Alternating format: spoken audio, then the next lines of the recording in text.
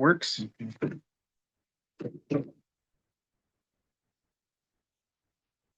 want to make sure we hear feedback from the live stream.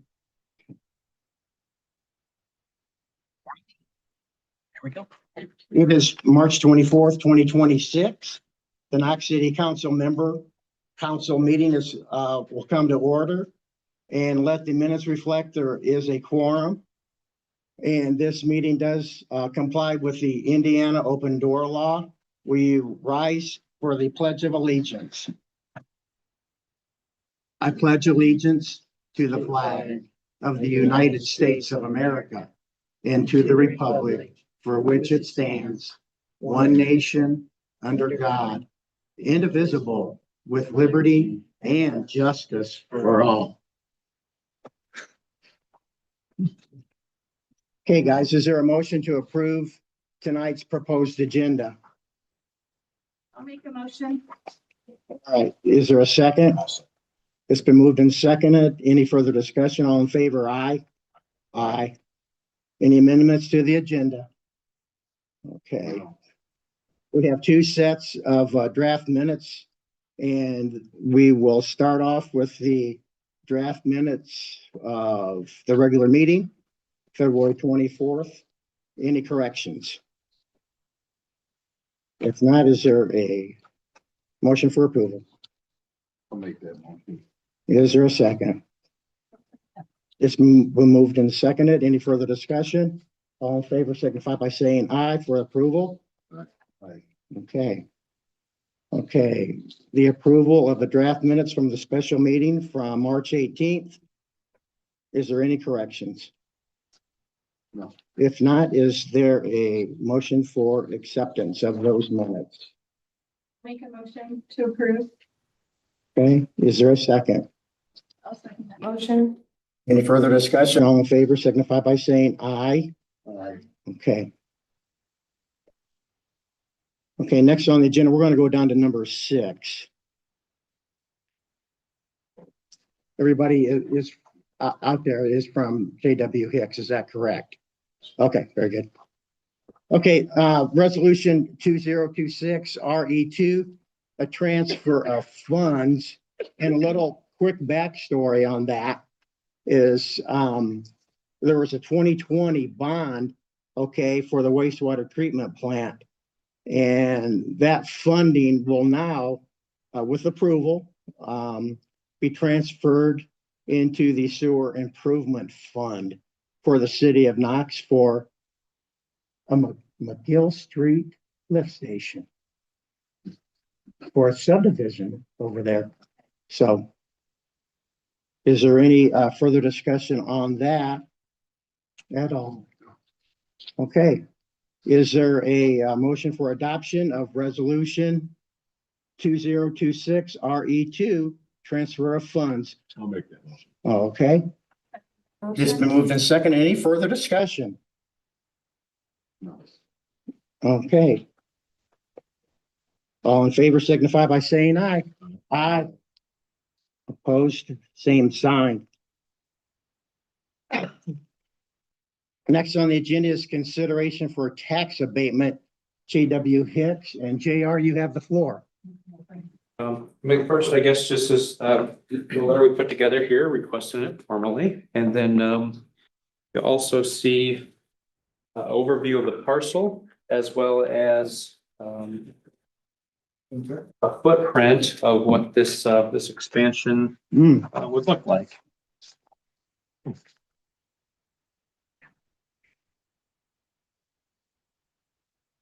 I guess just a little bit of history.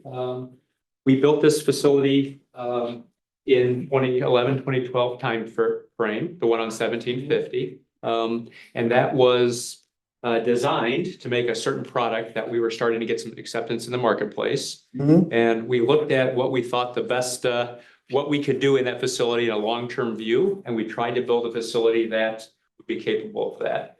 Kind of what has happened in the time between now and then, the product mix, it's actually of our own making. We slightly changed the product that we manufacture there to bring some more value to our marketplace. But what changed is the size of these goods changed. So instead of taking up this volume, this new product to replace that initial one takes up 2 or 3 times the volume. So what we did from a layout standpoint of where we stored and how we moved things in our process remarkably changed just because the products themselves changed. So what this is kind of a revamping of storage. So it's really material handling and storage of our products after they get through the manufacturing step. Just a lot more area to basically to put them and make sure we keep our teammates safe and having a good place to work with plenty of room. So it's certainly a major investment on our end, but it's something that we really need to do to keep moving forward and making sure that we can meet the needs of the marketplace. So what we did here is we shared a little bit about the background when we've asked for abatement in some of our past projects. We started here in 1993. Total, when we've asked for the abatement, we've promised basically 70 jobs. Currently here in Knox, we have 105 teammates. And we anticipate that to continue to grow based on some of the positive things going on. Our marketplace has really changed since we've been here in Knox. It used to be there was a number of companies like us throughout the United States. That landscape has really changed. Most of what we compete now is global multinational companies. You know, some of these people, you know, they're 100 times or 500 times our scale, much larger companies. And they make things wherever it's cheapest for them to make them, whether it's Timbuktu, India, China, wherever. They just move to the lowest cost of labor country and they keep these facilities so they can do that. But interestingly enough, in our market segment, we're the largest American-owned company. Everybody else really has been acquired by a large foreign entity or they've shut down. So it's really changed a lot. What we're really doing is positioning ourselves that we can compete going forward with these big entities. And this is one of the pieces of the puzzle that we need to do to make sure we're competitive. So any questions on? I have a question. The 20 additional that's up in Maryville, do they do the same that you do here in Knox, or is that totally different? So they're just product line. We started in Maryville. That's where my father started manufacturing in the late 80s. And for 18 years now, we have been telling every teammate we hire there, as well as every existing teammate, that our long-term plan was to move that facility here to Knox. So it's not like so 18 years is kind of a long time to be telling somebody your plans, because we didn't want to rip out the rug from anyone. So everyone now will retire there who would like to retire there. Everyone who's been hired since will have the opportunity to come here and work if they like. In reality, a portion of them will not do that. They'll continue to live where they do. But part of what we're wanting to talk about going forward is not only this piece of the puzzle, but what the next 3 or 4 pieces look like. And what we recently shared with another committee is we will actually be landlocked at some point where we don't know what our next growth looks like in terms of land availability. So we are talking to the Economic Development Foundation to acquire some of that land and kind of look at what the next step looks like. So our home is here in Knox. That's our plans. Right now, if we were to move Maryville and build another facility, we would be out of space. Even with the Toll Brothers facility we bought and the land we have behind our facility, with the pieces of the puzzle, we already know where they fit. So my brother and I and our team, we're a relatively young team. We want to make sure we have 30, 40, 50 years out there that we know we have a path to grow. So that's really what we're trying to do on a broader brush with with all of the councils and everyone here, is we're trying to make sure that we can put our flag here and know we can keep growing. We just want to make sure that we don't run out of space. So what happened to us in Maryville, with a little history, is we ran out of space. That was one of the reasons the opportunity was to come here in the early 90s. All right, thank you. If people wanted to, if you wanted to provide employment for people, what are the steps? What's the agenda for that? Can they just come out to your plant? Yeah. And fill in applications? You can. We take applications all the time. We have a job fair at our facility this Saturday. That's something new we're trying. We have been using some old school marketing with all of the billboards here locally. Some of you may have noticed that we have billboards trying to get people to stay here in this county and work local. But I mean, Brian can attest, we are short of teammates right now. We're trying to find other ways, new avenues to get people to come to our door and find a way for them to join our team. So we're in terms of our prognosis right now, we are short of teammates. That's really where we're at. We see a continued growth with opportunities. So in some cases, we're turning down opportunities right now because we don't have enough people to do all the things that we could. Okay. What time is the job fair? From what time to when you end? 8 a.m. until 11:30 this Saturday, and it's at our 635 address. So right on that same campus as this potential expansion here. We should have some signs and things out there in the industrial park showing where it's at. Okay, And morning of, we'll have just short of one of those wacky waving, inflating portable guns. Everything except for that will be out, but it'll be clearly marked. We'll have a few of our team members will be there. So just to add, so we're not just looking to add jobs. So what we're competing against globally is cheaper labor than us. Sometimes subsidization by their governments. So we have to do things different. So how we succeed is continuing to up our team, where we all get more skills, we all can compete differently, we can all compete smarter. So one of our big pushes now is how can we invest, whether it's automation, whether it's facilities, how can we do things just to get inherently more effective? Or how can we make products that others don't know how to do? So you see on one of our signs, we're looking for material scientists. So I mean, we have a PhD under our roof working on some really fancy stuff, trying to develop new materials to the world. So what we're up against is some really, really big global conglomerates that have deep pockets. How do we compete against them? So we're not only just looking for bodies, we're looking for people that want to grow with us from a capability standpoint also. Right. Okay. I like how you call it team members. It's pretty good. We're on the same team, right? We're all trying to provide for our families and make it better for the future, so. Well, all employees, do they have stock? Could they have stock in your? So we're a profit sharing company. So basically what that means is after the end of the year, we look at how we did and all of the teammates participate in that. So there's some, you have to work with us a year, but basically our meetings are everybody's a stakeholder because everybody who works and their families have a vested interest in seeing us succeed and grow and become more profitable. So that's how all of us share in that. Okay, that's good. Anybody else? So Jeff, I do have the formal documents for the request. So there's just for clarification, there's two entities involved. The real estate is owned separately than the operating company. So the real estate is the actual building footprint I shared here in the purple. That improvement, that's under Hicks Holdings entity. And then the equipment that will go in it is our operating company, JW Hicks, where we would ask for that. Right. Okay. We're going to be taking this under advisement, JR, for tonight. So appreciate everybody being here too as well. And Thanks for different forms. I think it's great myself. I think. yeah, you've been a community partner a long while, very loyal. So. Would this be Make some on? copies. Yeah, make copies for everybody on that property down there. President? Yes, ma'am. Would this be on the agenda next month? Yes, if you viewed, you've not been before the plan commission yet, have you?